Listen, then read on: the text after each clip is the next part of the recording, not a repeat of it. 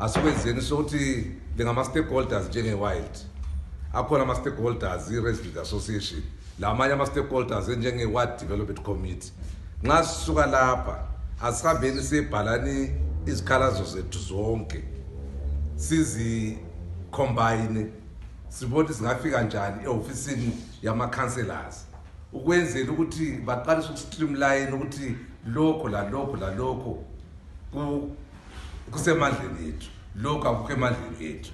Then esingakwenelisa isikhathi esifitshane yilokho, esingakwenelisa nge-long term yilokho, ukwenzela ukuthi sibe silokho sibuzana ukuthi salinika lokhuya sokungaphi, ngoba kwesi sikhathi siyangena igusu ngenxa ukuthi asiqalisanga ukuplana sindawonye.